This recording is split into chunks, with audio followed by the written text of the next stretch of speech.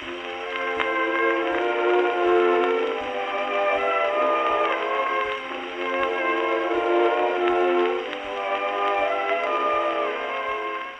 and welcome to Woodlawn.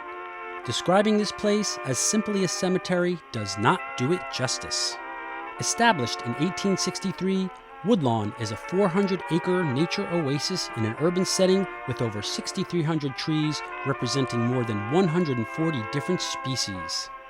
With its deep history, Woodlawn became a national landmark in 2011.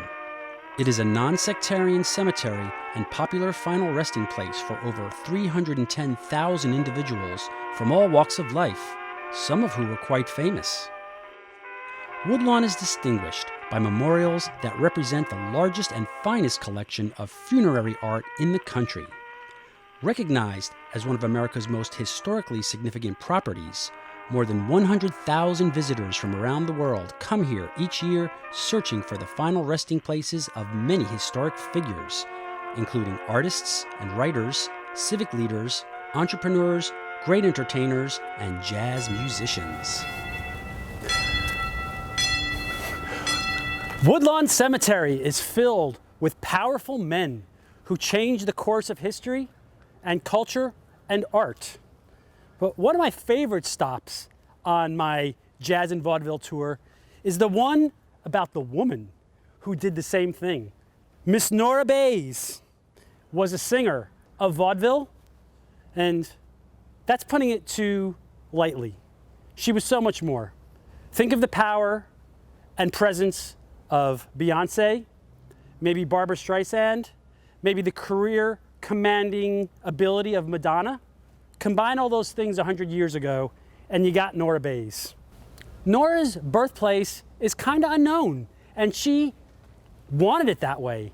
She deliberately would say different answers to where she was from and her upbringing, depending on her mood. She was a big joker that way. But the thing about Nora is, I think about how hard some people have to work on their career paths to get where they want to go. But Nora seemed to glide right in. Nora seemed to have an ascent that was seamless. First, she hit it big when she sang a song about Würzburger beer. And she became the Würzburger girl with the song Down Where the Würzburger Flows. Her career kept on moving along, and she married Jack Norworth, who became a big vaudeville partner for her, and together they wrote the song Shine on Harvest Moon, which is maybe a song you still know. They divorced. That was Nora's second husband. Altogether, Nora had 5 husbands and a lot of men that she openly talked about in between. In one instance, that was very well documented, she actually set up her husband to come and catch her. And when they went to court, they're like, "You're accused of cheating on your husband. What do you say?" She's like, "Yep, I did it. He should divorce me."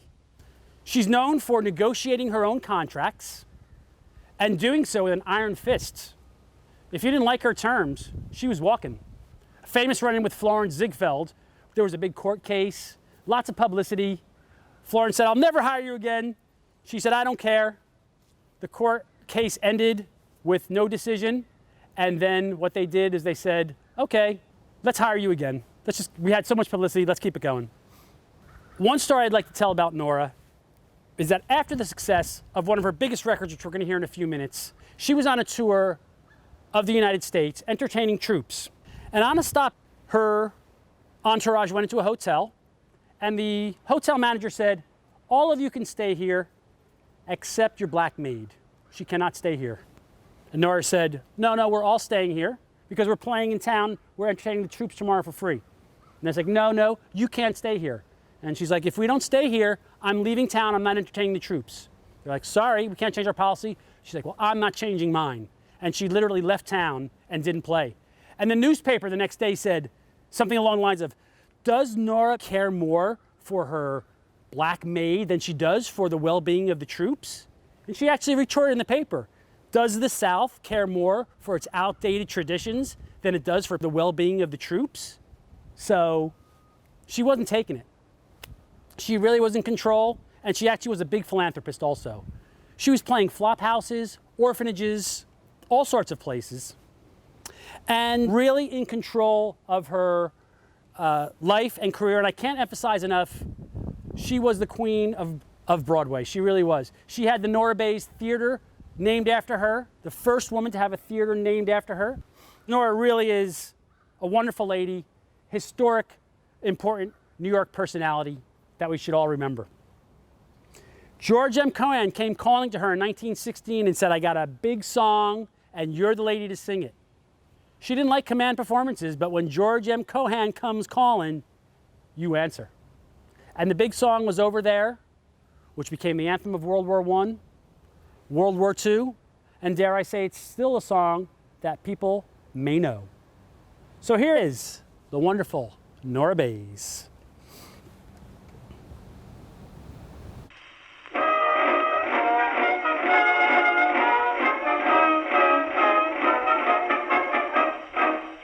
Get your gun, get your gun, get your gun. Take it on the run, on the run, on the run. Hear them calling you and me, everyone for liberty. Hurry right away, no delay, start today. Make your daddy glad to have had such a lad. Tell your sweetheart not to pine, to be proud of boys in line. Over there, send the word over there, that the Yanks are coming, the Yanks are coming, the drum coming everywhere. So prepare, say a prayer, send the word to beware. We'll be over, we're coming over, and we won't come back till it's over there. Johnny, get your gun, get your gun, get your gun. Johnny, show the Hun you're a son of the gun. Hoist the flag and let her fly. Yankee doodle do or die. Pack your little kit, show your grit, do your bit. Yankees to the ranks, from the towns and the tanks. Make your mother proud of you, and the old red, white, and blue. Over there, send the word over there, that the Sammies are coming, the Sammies are coming, the drum coming everywhere. So prepare, say a prayer, send the word to beware. We'll be over, we're coming over, and we won't come back till it's over there, over there, over there. Send the word over there, that the Sammies are coming, the Sammies are coming, the drum coming